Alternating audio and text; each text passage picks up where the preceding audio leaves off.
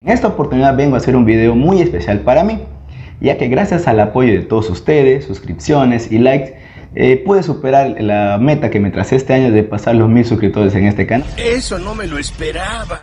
Entonces, de todo corazón y de parte de todo el equipo que siempre me apoya, muchas gracias a todos ustedes. Ese es un verdadero hombre.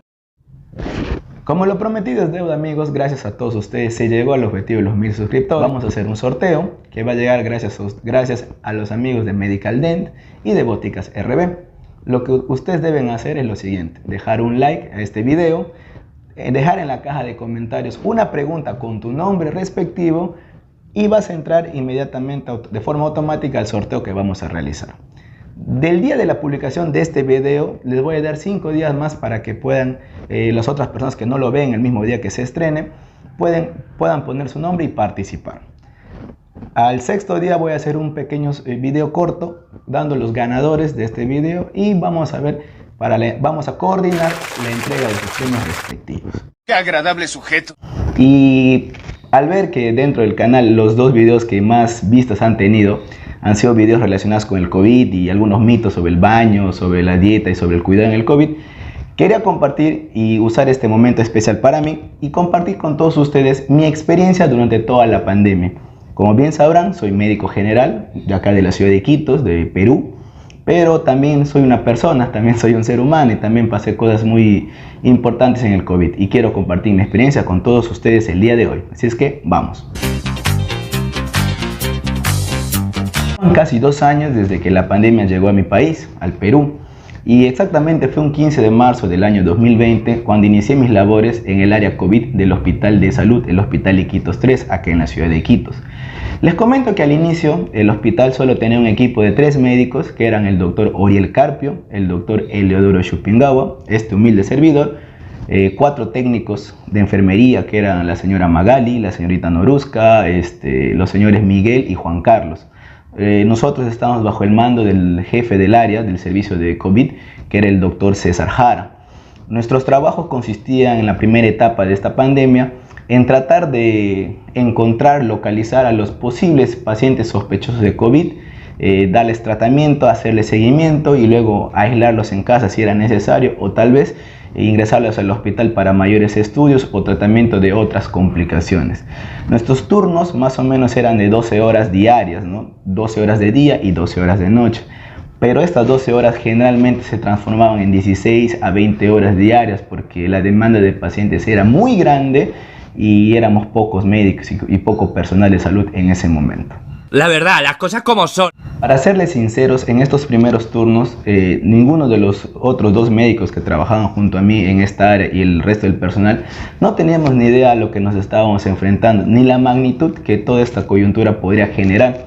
Porque al principio la idea o lo que se suponía que iba a pasar en el Perú, simplemente iba a ser algo transitorio y no nada muy mortal. Pero con el pasar del video van a ir viendo que realmente ha sido muy trágico y muy triste para todos nosotros.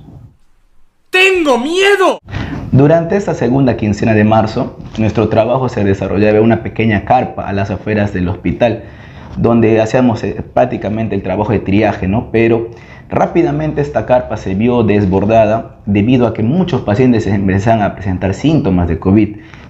Los síntomas iniciales, ¿no? Rinorrea, dolor de garganta, fiebre, malestar de cuerpo.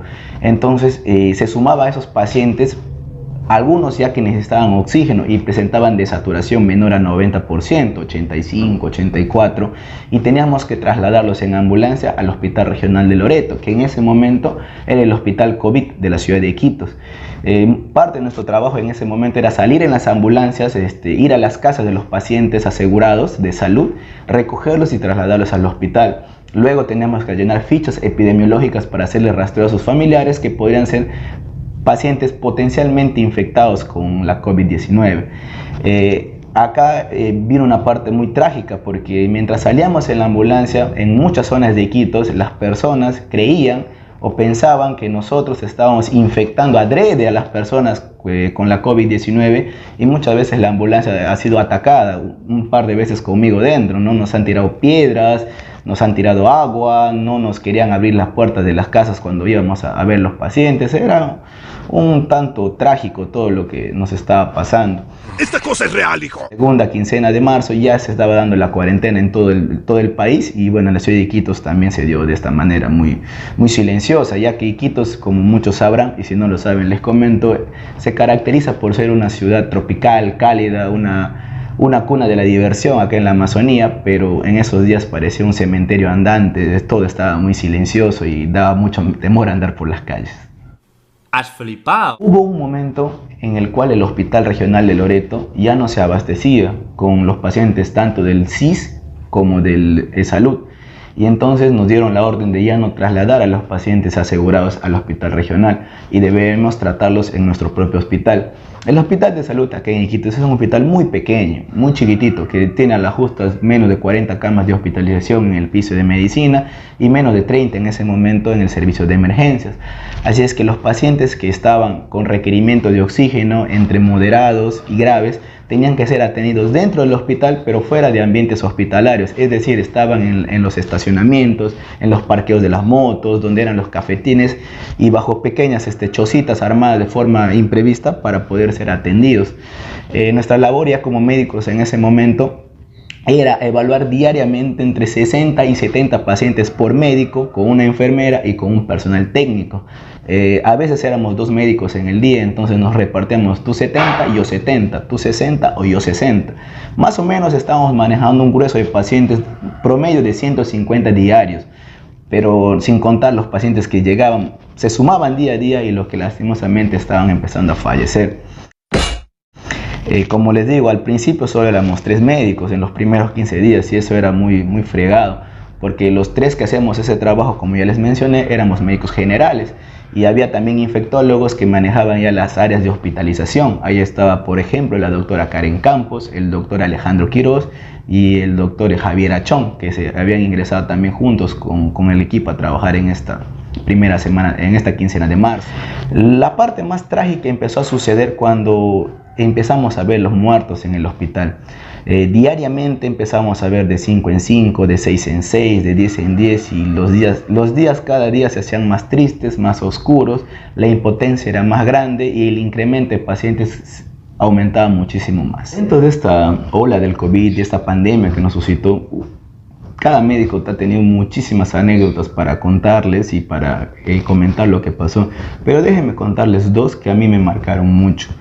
En uno de esos turnos, en unas noches, lastimosamente, tengo un primo que se llama Yamil, que lastimosamente su papá enfermó de COVID y llegó justo a mi guardia de la noche con su papá muy mal en una ambulancia y lastimosamente el papá de este primo falleció en mi turno, conmigo como su médico, y yo tratando de reanimarlo, tratar de ver cómo ayudarlo y no se podía. No teníamos UCI, no teníamos unidad de shock trauma, no teníamos ya oxígeno. En las noches tener oxígeno era un lujo, no había ese oxígeno. Lastimosamente para mí esa noche, aparte de la pérdida del papá de mi primo, no fue la única muerte que tuve ese día. Lastimosamente ese día con el papá de este primo que les comento, tuve la muerte de 7 pacientes más, en total 8 en un turno de 6 horas que recién estaba iniciando, que ha sido, déjenme decirles, algo muy devastador, algo que te destrozaba el corazón y te hacía pensar cosas. Lo más triste fue al día siguiente, que me tocaba cubrir el turno de diurno porque el colega que me iba a reemplazar al día siguiente ya había infectado de COVID y estaba desaturando en casa. Entonces me pidieron que cubra el turno del día hasta la 1 de la tarde, hasta que llegue otro médico más. Y me quedé, hice el turno. Y acá la cereza de ese mal día, porque ya era un mal día, era que, como les comento, teníamos entre 140 a 150 pacientes, de los cuales más o menos 100, 110 requerían oxígeno. Y justo en esa mañana llegó el balón con oxígeno para repartir a los pacientes. Teníamos más o menos 110, 120 pacientes que necesitaban oxígeno, por lo menos mínimo en cánula binasal de bajo flujo, pero solo nos habían mandado ese día 20 balones de oxígeno. Entonces mi tarea en ese momento era ver y evaluar a qué paciente debía darle el oxígeno y a quién no, quién lo requería y quién no. Y todos requerían oxígeno. Ha sido un momento muy crudo, muy duro para nosotros. Escoger a quién darle oxígeno, a quién no darle, era algo que que no quisiera que volviera a suceder, no me quisiera suceder a mí nuevamente, no quisiera que me pase, ni tampoco a ningún otro médico más, porque es horrible, es feo. Ver a un paciente que está desaturando, que está diaforético, que está con una marcada dificultad respiratoria y no poder ayudarlo era algo simplemente impotente. Acá debo comentarles lo siguiente, algo muy personal. Muchos de ustedes sabrán que soy un hombre casado, felizmente casado, ya voy por 3 años de matrimonio y de feliz matrimonio. Mi esposa es médico al igual que yo, ella trabaja en el hospital regional. Tengo una mamá de más o menos 56 años, una hermana de 20 y una abuelita de 83 en esa época. Mi abuelita y mi mamá son las personas más importantes en mi vida desde que yo nací. Mi esposa vino a complementar algo muy hermoso en mi vida. Y ustedes se imaginarán estar alejado de mi madre, de mi abuela, de mi hermana, no poder verlas, no poder abrazarlas y consolarlas ante la pérdida grande de amigos, familiares de distintas zonas en la ciudad. Era muy doloroso y no podía ni siquiera ir a visitarlas. Mi esposa, siendo mi colega, estaba muy temerosa de que día a día yo salía a trabajar, porque ella, como les dije hace un momento, mientras más avanzaba la pandemia, más médicos morían en esta ciudad.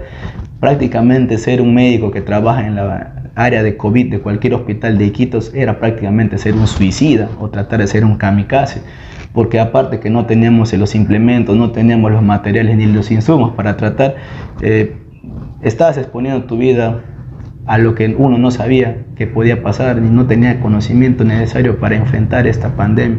Así es que por ese lado también era muy chocante para mí como ser humano, ya que ver desesperarse a mi esposa, preocupados por la pequeña niña que teníamos en ese instante, nuestra pequeña hijita Isabela, que tenía meses de haber nacido, todo eso era un remolino de sensaciones y sentimientos que a uno le preocupaban, ¿no? Pero uno como médico tenía que seguir adelante, porque tú mirabas a los costados, no había más colegas, todos estaban enfermando, muchos estaban con factores de riesgo, estaban aislados en casa, pero los pacientes seguían llegando, venían, y eran olas y olas de pacientes para atender y no podías retroceder en ese momento. Al inicio, por ejemplo, déjenme comentarles que los tratamientos que teníamos no eran los más seguros en ese momento, no teníamos idea cómo tratar bien a este cuadro del COVID. Entonces, al inicio de la pandemia utilizamos ivermectina, acitromicina, hidroxicloroquina, usábamos pulso de corticosteroides, pero igual veíamos que las muertes de los pacientes seguían incrementando y seguían aumentando. A diferencia de otros lugares del mundo, si bien es cierto en Iquitos empezaban a fallecer adultos mayores, algo para nosotros nuevo en ese momento de la primera ola era que nuestra población de entre 25 y 32 años empezaba a morir mucho, con diferencia a otras realidades del mundo donde no morían muchos jóvenes. Pero acá nuestro factor de riesgo importante era que estos jóvenes que estaban falleciendo eran pacientes obesos. Muchos de ellos eran diabéticos e hipertensos a esa corta edad por el estilo de vida que cada uno estaba presentando. Entonces para nosotros era muy alarmante ver pacientes tan jóvenes estar falleciendo y muchos ancianitos en nuestro hospital requiriendo oxígeno, y era muy devastador porque llegó un momento que no teníamos ni siquiera paracetamol dentro del hospital, no teníamos metamizol, todo se agotaba diariamente y eso obviamente era un caos, un infierno que nosotros pasábamos día a día. Casi al fines del mes de marzo el hospital empieza a contratar más médicos y empiezan a llegar más compañeros de trabajo, más enfermeras, más médicos, más técnicos, más biólogos, más laboratoristas, para tratar de aguantar lo que hasta ese momento pensábamos que era algo pasajero, una pequeña ola y nada más, pero nos dimos cuenta que en el tiempo que no era así, porque literalmente esta pandemia a mi ciudad la arrasó por completo. Ya se podía ver muertos en las calles, personas que fallecían sin llegar a los hospitales o personas que llegaban al hospital pero fallecían dentro porque no podían ser atendidos, ya que las colas de atención eran muy largas. Ya para la primera semana del mes de abril del 2020, nuestro hospital estaba totalmente devastado, nuestro hospital estaba abarrotado de pacientes, muertes en cantidad, pérdida de materiales, porque incluso nos robaban los balones de oxígeno, nos robaban todos los accesorios del balón. Era algo muy malo, muy feo. Como les comenté, el jefe del área de COVID era el doctor César Jara, era un médico internista trujillano, muy bueno, que era el encargado de guiarnos, de darnos el soporte. Él nos pasaba los artículos actualizados que sacaba la OMS o la CDC para mejorar nuestro manejo y tratamiento ante esta pandemia. Lastimosamente, el doctor Jara y el doctor Eleodoro, con el que inicié este trabajo, ambos fallecieron víctimas del COVID. Han sido pérdidas muy sensibles dentro del hospital y dentro del gremio médico acá en la ciudad de Iquitos, ya que mi ciudad, a modo de anécdota para compartir con ustedes, es la ciudad o fue la ciudad del Perú que más médicos perdió a lo largo de esta pandemia. Muchos colegas que fueron profesores míos en la universidad fallecieron víctimas de la pandemia y víctimas de la falta del oxígeno y de la mala coordinación que hacían las autoridades locales con respecto al traslado del oxígeno que nos llegaba desde la ciudad de Lima, ¿no? Hubo muchos escándalos durante ese tiempo, ya que desde Lima, vía avión, mandaban balones de oxígeno, pero lastimosamente esos balones nunca llegaban al hospital, se perdían, había escándalos de que estaba en la casa de un funcionario del Gorel, del municipio, cosas de ese tipo, muy lamentables en ese momento. Pero sin embargo, tanto en el hospital de salud, tanto en el hospital regional, los colegas médicos, muchos oriundos de la ciudad de Iquitos y egresados de la UNAP, la universidad de acá de nuestra zona, seguían adelante, no se quebraban, seguíamos dándole y de real no teníamos un respaldo ni del gobierno central ni mucho más del gobierno local. Tuvo que ser la organización de la Iglesia Católica de la ciudad que hizo una colecta a nivel de toda la región para comprar una planta de oxígeno, ya que oxígeno siendo el pulmón del mundo, la Amazonía es lo que menos teníamos en ese momento. Acá debo comentarles que durante el inicio de la pandemia y todo el mes de abril en el hospital me hicieron varias pruebas para controlar si me había infectado o no.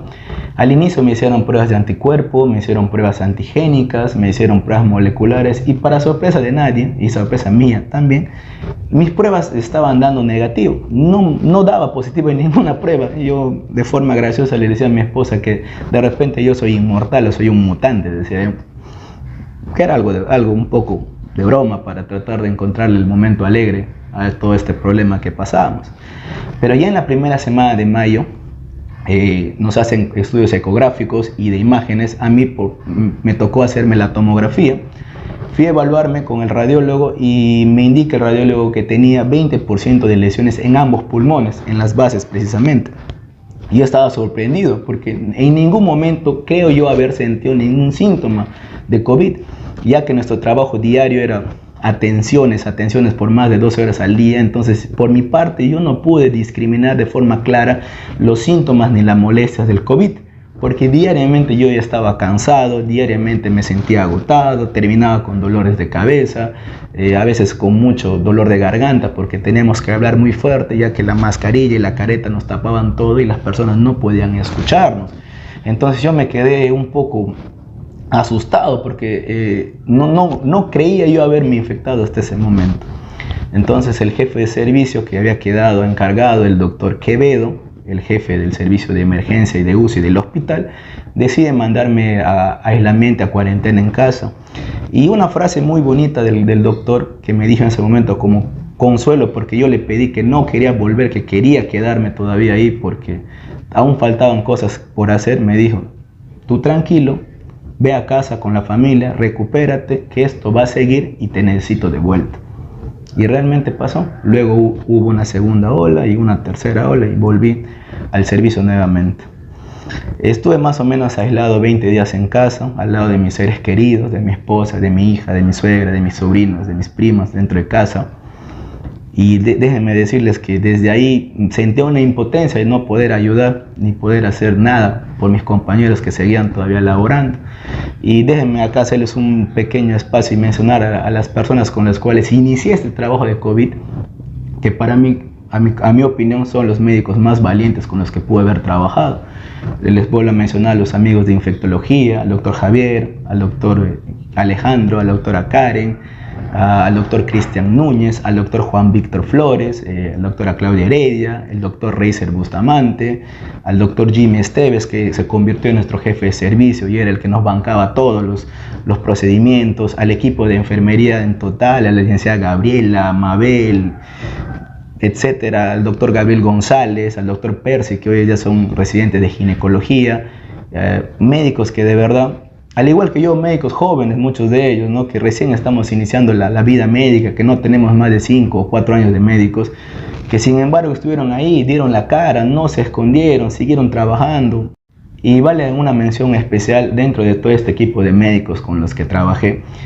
Una persona muy especial para todos los médicos del área de emergencias de salud, Iquitos, es el señor Jason. Jason es el señor que se encarga de toda la logística en el tiempo de la pandemia. Él hacía las funciones que nosotros no podíamos hacer, temas administrativos, programar horarios, pedir insumos, solicitar los materiales que necesitábamos. Él era el encargado de pelearse con la gerencia para que nos den los EPPs, los materiales para intubación, los equipos para poder dializar los pacientes en los casos que necesitan diálisis de emergencias. O sea, también una mención muy grande para este amigo que al día de hoy sigue trabajando en emergencia. Y como ya les estoy comentando, también di positivo. También me infecté 2 veces del COVID, en la primera y en la tercera ola, que en la ciudad.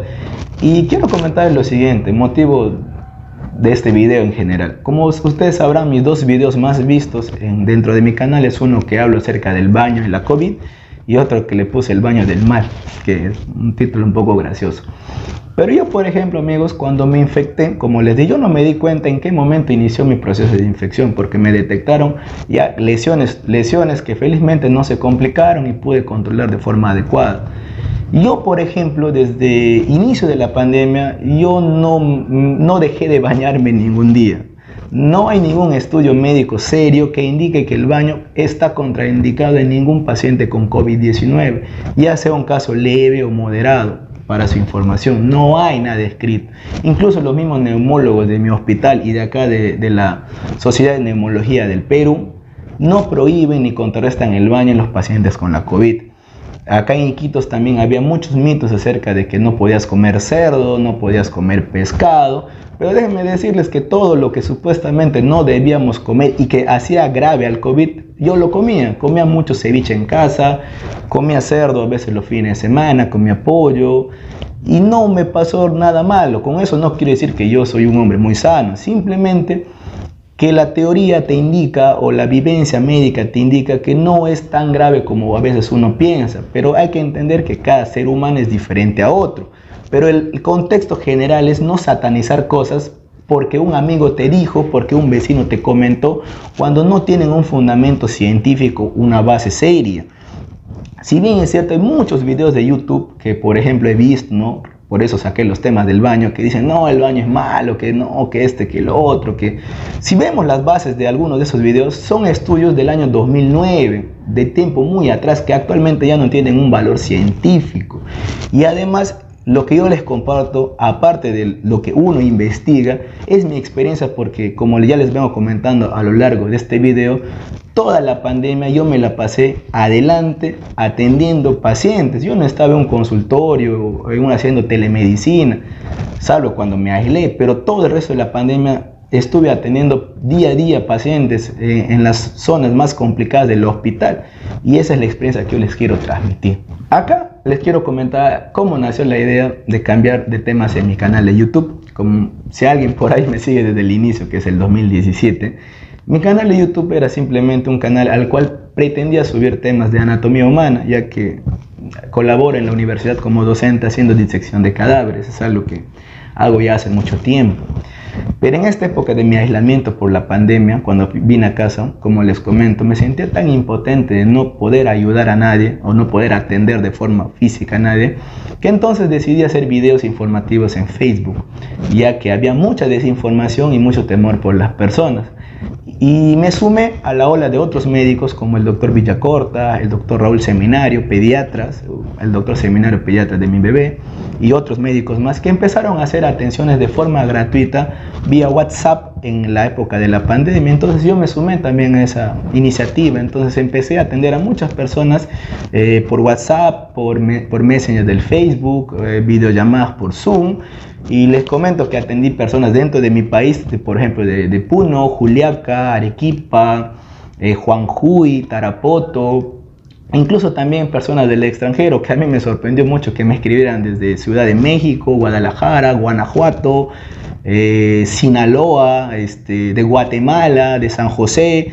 Y me quedé muy sorprendido, ya que las personas buscaban ayuda y orientación de cualquier lado que les servía, o cualquier respuesta favorable para poder mantener y superar el COVID en ese momento, lo cual a mí me motivó, me estimuló mucho para poder redirigir los temas del canal hacia temas de salud más amplios, y especialmente con lo del COVID, ¿no? Que es lo que actualmente subo más, ¿no? Videos sobre el COVID y sobre mis experiencias con los pacientes de COVID.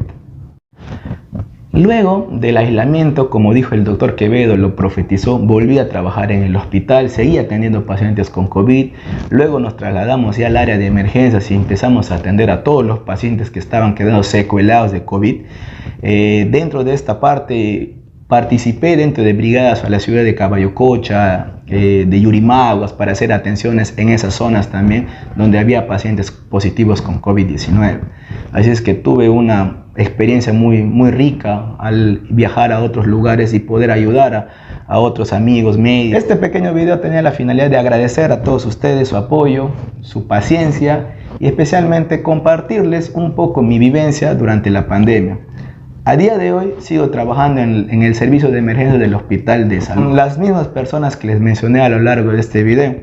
Y les comento que el jefe de nuestro servicio, el doctor César Jara, que falleció en la primera ola de esta pandemia, actualmente nuestro servicio de emergencia lleva su nombre en honor al valor que nos demostró y a la entrega que nos hizo ver, y su amor por la medicina a lo largo de todo ese tiempo y el tiempo que yo lo pude conocer. Así es que espero que este video les haya gustado. Les mando un beso enorme para todos. Chao, chao y bye.